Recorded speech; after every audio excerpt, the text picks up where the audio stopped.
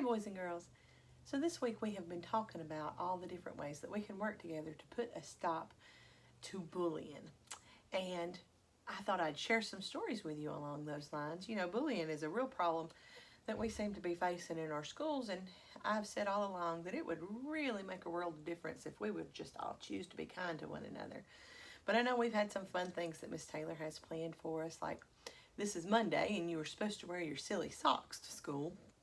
And I want you to know, I reckon I'm getting old and forgetful because I was thinking about what socks I was going to wear and thinking, oh, I have some Halloween socks I could wear, but they're orange, and so I should save them for Orange Day, which is Wednesday, I think. And so then I just forgot. And I put on regular socks and regular shoes. So I sadly missed out on Silly Sock Day, but I will try to do better on Wednesday. But I do have some fun stories that I want to read to you. This one is one of my favorites. It's called Stand Tall, Molly Lou Melon. And Molly Lou Melon is one of my favorite book characters. And I think you're really going to like her too. The author of Stand Tall, Molly Lou Melon is Patti LaVelle. And the illustrator is David Gautreaux, I guess. He's the one who drew the pictures for this book. And it says, Molly Lou Melon stood just taller than her dog and was the shortest girl in first grade. She didn't mind. Her grandma had told her, walk as proudly as you can and the world will look up to you.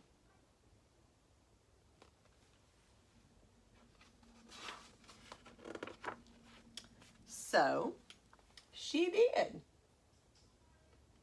She seems to have a lot of confidence, doesn't she? Molly Lou Melon had buck teeth that stuck out so far she could stack pennies on them. She didn't mind. Her grandma had told her, smile big and the world will smile right alongside you.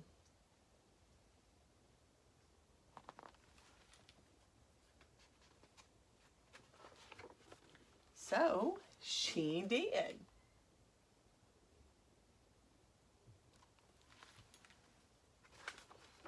Molly Lou Melon had a voice that sounded like a bullfrog being squeezed by a boa constrictor, but she didn't mind. Her grandma had told her, sing out clear and strong, and the world will cry tears of joy.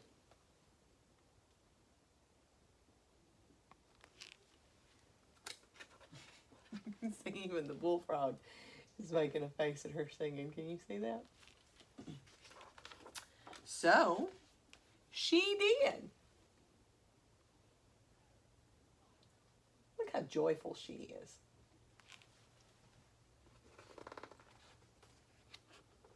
Molly Lou Melon was often fumble-fingered. She didn't mind. Her grandma had told her, believe in yourself and the world will believe in you too.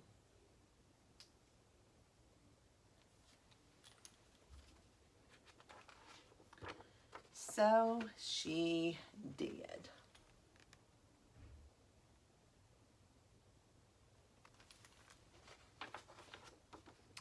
Then Molly Lou Melon moved to a new town. She had to say goodbye to her grandma and all of her friends.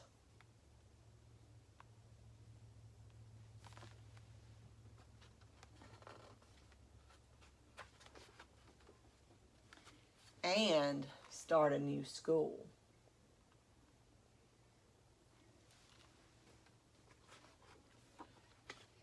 On the first day of school, Ronald Durkin called her Shrimpo in gym class.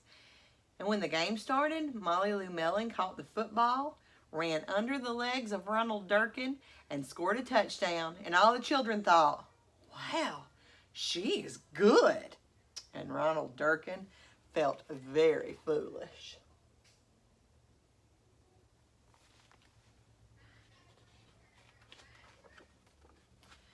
On the second day of school, Ronald Durkin called her Bucky Tooth Beaver. Molly Lou Melon took out her pennies, stacked 10 high on her teeth, and smiled as big as the day. All the children smiled with glee, and Ronald Durkin felt very foolish.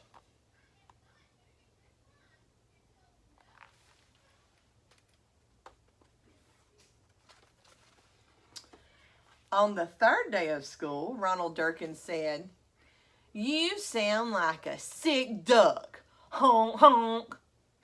And Molly Lou Melon sang out a quack so clear and strong that it made Ronald Durkin somersault backward, hit his head, and have to go to the nurse.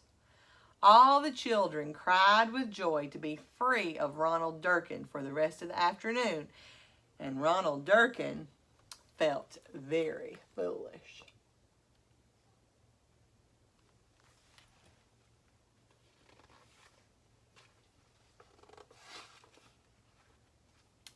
On the fourth day of school, Ronald Durkin said that she had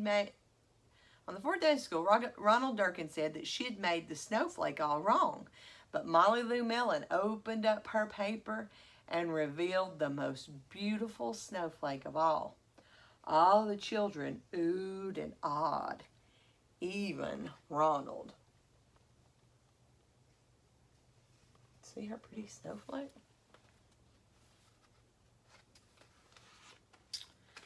On the fifth day of school, Ronald Durkin brought Molly Lou Melon a stacking penny for her tooth and smiled at her.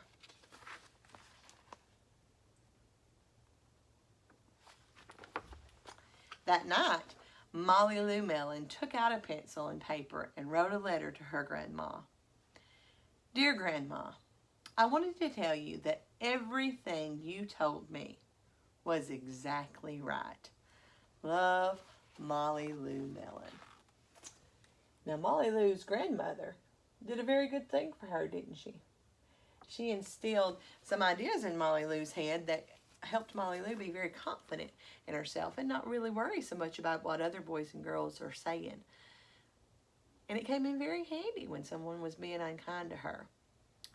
So, number one, we need to be kind to each other. Don't be a Ronald Durkin. Be nice to your classmates and to the people that you meet. Just makes the world a better place. But if someone is being unkind to you, you know you can tell an adult or tell a teacher.